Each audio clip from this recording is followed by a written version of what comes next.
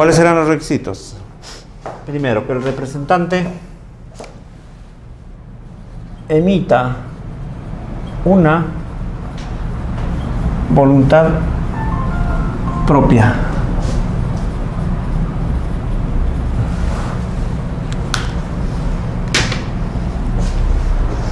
Entonces, uno de los requisitos de la representación es que el representante emita una voluntad propia. ¿Qué significa? Emite una voluntad propia. Si bien es cierto, hay facultades bajo las cuales tiene que regirse el representante, si bien es cierto, se rige bajo ciertas facultades, pero también hay que tener presente que el representante debe tener un margen de negociación. Dentro de las facultades que le da el representado al representante y dentro de los márgenes de las facultades, el representante debe tener una capacidad de negociación. ¿Una capacidad de negociación en qué sentido? Buscar lo mejor para su representado. Buscar lo mejor para su representado. Es decir, el representante no puede estar encapsulado en una camisa de fuerza, no. Debe tener suficiente capacidad de negociación. ¿Buscar el equilibrio o buscar lo mejor? Buscar lo mejor también significa el equilibrio. Pues.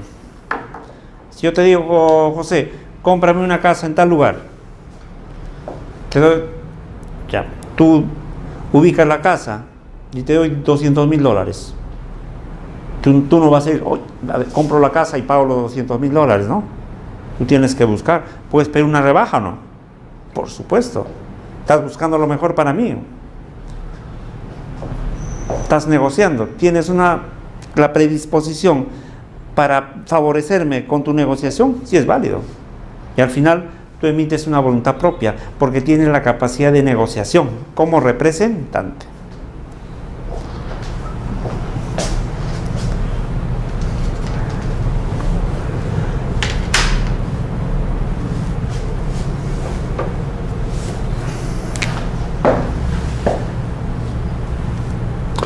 Debe actuar en nombre, debe actuar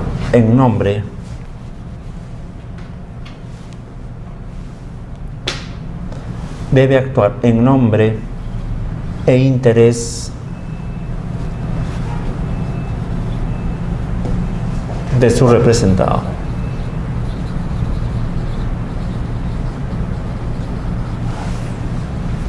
¿Cómo se llama este requisito en la doctrina? La famoso contemplatio domini.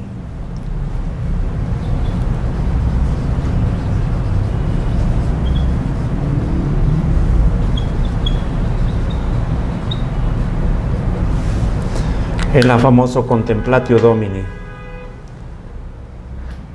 ¿Qué significa? Que en la gestión representativa, cuando desarrolla la representación el representante, cuando la representación se desarrolla y la representación se desempeña bajo ese contexto,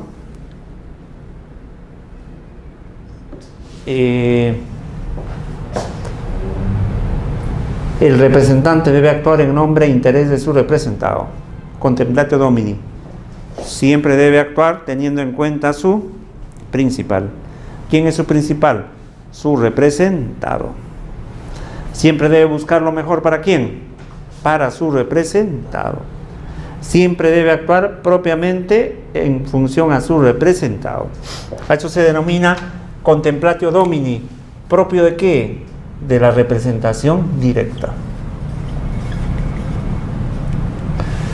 Propio de la representación directa.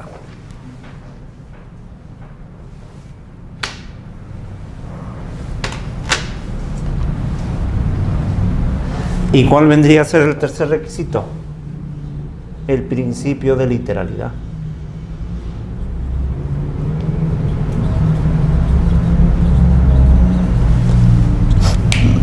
El tercer requisito vendría a ser el principio de literalidad. ¿Qué se entiende por este principio?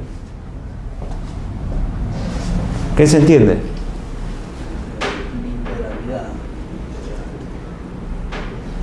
Tienen que revisar el Código Procesal Civil en su casa. El Código Procesal Civil,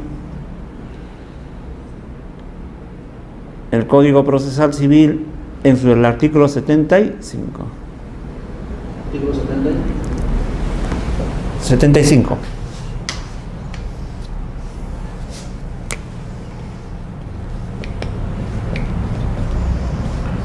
Último párrafo.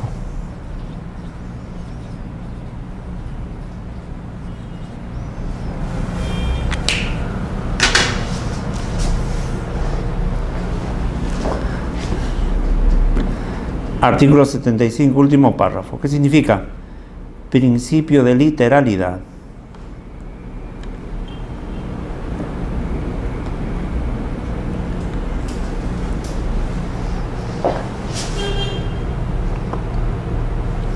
Las facultades bajo las cuales se desempeña el representante son aquellas otorgadas en forma explícita, en forma taxativa, en forma expresa. ¿Qué quiere decir? Que las facultades bajo las cuales el representante se va a desempeñar en la representación son aquellas conferidas de manera expresa o explícita. No hay facultades tácitas, no se presume la existencia de aquellas facultades no otorgadas en forma expresa por la persona. Repito, las facultades se rigen en función al principio de literalidad. ¿Qué significa principio de literalidad? Que las facultades son aquellas conferidas de manera expresa por la persona, por el representado. Nada más. Claro, explícito o taxativo. Tú no puedes decir, bueno, se presume que tengo facultades para tal cosa y no se te han otorgado esas facultades. Si yo te digo, te doy poder solamente para arrendar mi casa, nada más que para arrendar, si te doy poder para arrendar, tú tienes que arrendar. ¿Tú puedes vender la casa? Estarías vulnerando el principio de literalidad. Son principios, digamos, netamente específicos, ¿no? Por supuesto. Si yo te doy poder para que tú me representes en los procesos judiciales nada más, te doy poder para que me representes en procesos judiciales, tú con ese poder no puedes vender mi casa, por ejemplo. A menos que le dé poder amplio. No, esa es otra cosa. Si yo le doy poder amplio y general, pues pasa un segundo plano. Porque también principio de literalidad, pues poder amplio y general, ¿qué significa? Que el representante va a poder hacer lo que mejor le parece. Tiene todas las facultades otorgadas por el representado. Poder amplio y general. ¿Estaría dentro del principio de literalidad del poder amplio? Claro. No. Poder amplio y general, o sea, te estoy dando todos los poderes a ti. No te estoy restringiendo ninguno. Entonces tú tienes esa potestad en base a ese poder amplio y general. Pero tú dirás, pero la literalidad ¿en qué consiste? No me está describiendo determinadas facultades. ¿Está bien? Yo no te estoy diciendo lo que tienes que hacer. Yo te estoy otorgando poder amplio y general. ¿Está bien? Eso es importante, ¿eh? Es muy importante, sobre todo para los futuros abogados o los abogados existentes. ¿Por qué? Porque es usual que los abogados redacten la minuta de otorgamiento de poder. Es usual que el abogado otorgue esa minuta. Entonces, cuando se otorga la minuta, cuando se redacta la minuta y esa minuta después es elevada a escritura pública, ¿qué pasa? Lo que el abogado señala, lo que el abogado escribe, se supone es lo que su cliente le ha encargado. Entonces, ¿qué pasaría si al abogado se le omite una facultad importante? ¿Qué pasaría si José es mi representado? José es una persona y me busca a mí como abogado. Me dice, ¿sabe qué? Por favor, redacte un poder. Quiero dar poder a mi hermano para que pueda vender y administrar mis bienes. Para que pueda vender y administrar. Poder repito, José me dice, usted es un abogado, por favor elabore un poder, redacte un poder donde yo le estoy dando facultades para que mi hermano venda y administre mis bienes. Venda y administre mis bienes inmuebles. Perfecto. ¿Yo qué hago como abogado? Omito consignar la palabra vender y solamente ¿qué pongo? Administrar. Entonces se le da el poder, lo firma la persona, firma José, y cuando su hermano va a querer desempeñar el poder, ¿qué ve? Solamente poder para administrar, no poder para vender. Entonces su hermano puede decir, no, se presume que si dice administrar también es para vender, no, porque estaríamos vulnerando el principio de literalidad. A eso se refiere el principio de literalidad. Sí. Sí.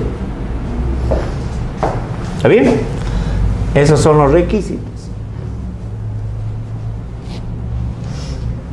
Y el mandato para que haga un poder también a solicitud del representado tiene que ser por escrito, ¿no? Claro, también tiene que ser, claro. Con la diferencia que el mandato es un contrato y la representación es un acto jurídico. Porque el mandato es un acto bilateral. Usted, doctor, quiero que me haga un poder en esta magnitud, pero verbalmente, ¿me entiende?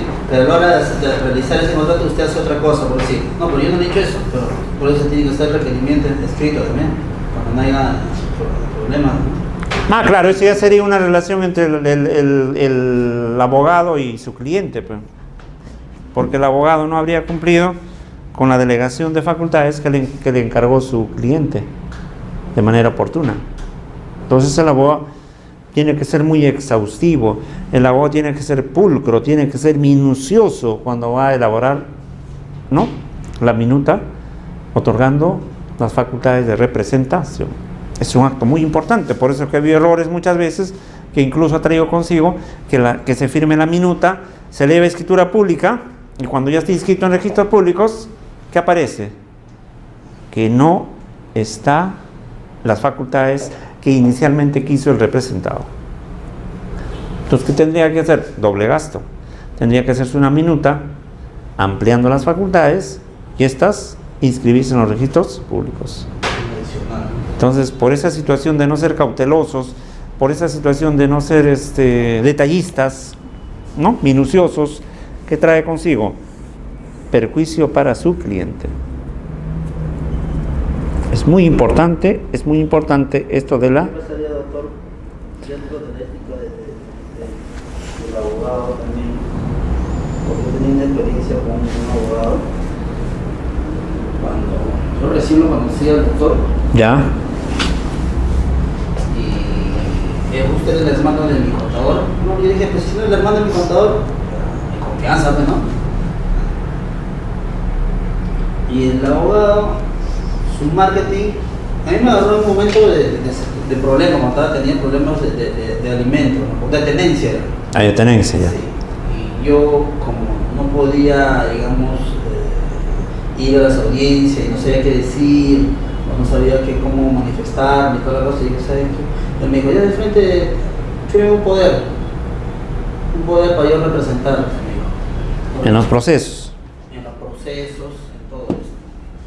Pero me dijo, o sea, no me dio una, o sea, me dio una salida como cualquier, ya está bien, pero me indujo, y es más, hasta él fue, dirigió la notaría y toda la cosa, me hizo pagar y toda la cosa, o sea, prácticamente un poco me obligaba a hacerlo eso, y lo hizo, porque al final, como ya lo leí todo, efectivamente decía eso, ¿no?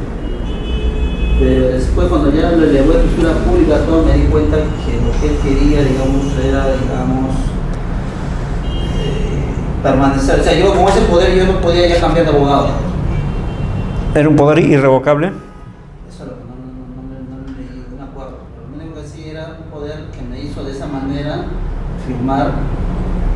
Eso se puede, ese poder se puede anular. Pero habría que ver, pero tú dices, a ver, ¿el poder era para qué? ¿Qué facultades se le estaba dando al abogado? En los procesos judiciales. Ya.